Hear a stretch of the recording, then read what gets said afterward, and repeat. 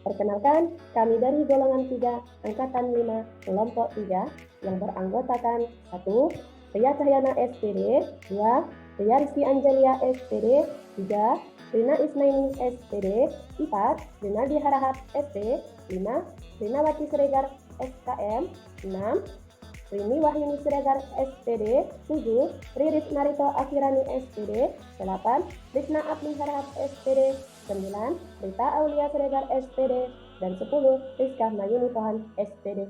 Pengampu Bapak Toms Hamonangan Simamora, yang diselenggarakan oleh PPSDM 2022. Kami akan menyampaikan kerja kelompok kami tentang materi tangkal hoax. Apa itu hoax? Menurut Curtis D. McDougall, wartawan, hoax itu adalah kepalsuan yang sengaja dibuat untuk menyaru sebagai kebenaran. Berdasarkan hasil survei Mastel 2017 kepada 1.116 responden secara online, dalam waktu 48 jam diklasifikasi hoax sebagai: yang pertama, berita bohong yang disengaja sebesar 90,3%, dan kedua, berita yang menghasut sebesar 61,6%, dan ketiga, berita yang tidak akurat sebesar 59%, yang keempat, berita ramalan sebesar 14%, dan kelima, berita yang menyudutkan sebesar 12,6%. Dari mana berita hoax itu menyebar?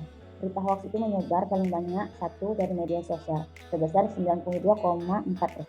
Dan yang kedua itu dari aplikasi chat sebesar 62,8%, dan yang ketiga itu dari situs web sebesar 34,9%, dan yang keempat itu dari televisi sebesar 8,7%, yang kelima dari media cetak sebesar 5%, yang keenam dari email sebesar 3,1%, dan yang terakhir dari radio sebesar 1,2%. Isu hoax paling banyak yang pertama adalah isu sosial politik sebesar 91,8%. Yang kedua adalah isu SARA sebesar 88,6%. Yang ketiga adalah isu kesehatan sebesar 41,2%. Kemudian dilanjutkan dengan isu makan dan minuman. Kemudian isu penipuan keuangan. Kemudian isu iptek. Kemudian isu berita duka. Selanjutnya isu candaan. Oke, selanjutnya itu ciri-ciri hoax. Yang pertama, mengakibatkan kecemasan. Yang kedua, kebencian. Dan yang ketiga, permusuhan. Nah, bagaimana kita menyikapi berita hoax itu? Cara mendeteksi hoax. Yang pertama, kita cek alamat URL, apakah berakhiran aneh seperti .com atau .co, dan sebagainya. Yang kedua, cek situs tersebut, klik kontak, dan about. Yang ketiga, cek dengan media lainnya. Jika benar, media lain pasti juga memberitakannya. Gunakan fact-checking, coba situs snopes.com dan factchecking.org. Yang kelima, siapa penulis dan narasumbernya, googling informasi tentang mereka.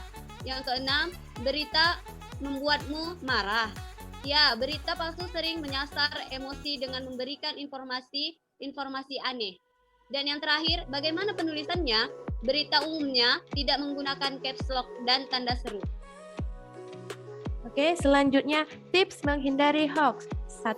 Memeriksa ulang judul berita provokatif. Judul berita kerap dipakai sebagai jendela untuk mengintip keseluruhan tulisan. Namun, tak jarang hal itu dimanfaatkan para penyebar berita palsu dengan mendistori judul yang provokatif meski sama sekali tak relevan dengan isi berita. Mapindo menyarankan pembaca untuk mengecek sumber berita lain agar informasi yang diterima bukan hasil rekayasa. 2. Meneliti alamat situs web. Dewan Pers memiliki data lengkap semua institusi pers resmi di Indonesia. Data yang terhimpun itu bisa digunakan oleh pembaca sebagai referensi. Apakah sumber berita yang dibaca telah memenuhi kaidah jurnalistik sesuai aturan Dewan Pers? Cukup mengetik nama situs berita di kolom data pers. Pembaca dapat mengetahui status media yang mereka konsumsi berdasarkan standar Dewan Pers. Baik Sobat Basar, agar kita mengetahui suatu berita itu hoax atau bukan, ada 8 cara yang dapat kita lakukan.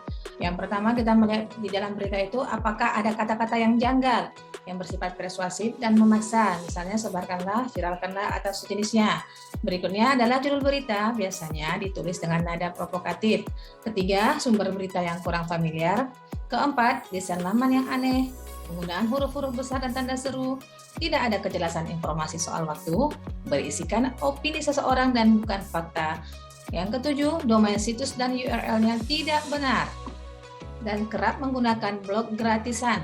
Yang terakhir adalah cek di Google untuk mengetahui informasi hoax atau bukan.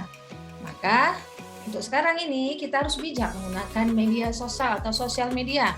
Kenapa? Karena salah-salah kita yang dikenai Undang-Undang ITE. Oleh karena itu ada tips untuk bersosial media. Yang pertama adalah dengan menggunakan formulasi T, yaitu T, is it true, H, is it helpful, I, is it inspiring, N, is it necessary, and K, is it kind.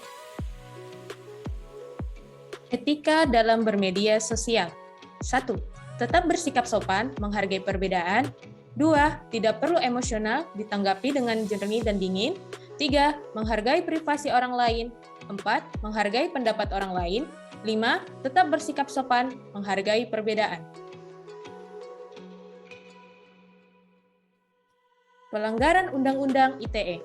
Sesuai pasal 27 ayat 3 dan pasal 45 ayat 1 Undang-Undang Nomor 11 Tahun 2008 tentang Informasi dan Transaksi Elektronik atau ITE. Setiap orang dengan sengaja dan tanpa hak mendistribusikan dan garing atau mentransmisikan dan garing atau membuat dapat diaksesnya informasi elektronik dan garing atau dokumen elektronik yang memiliki muatan penghinaan dan garing atau pencemaran nama baik.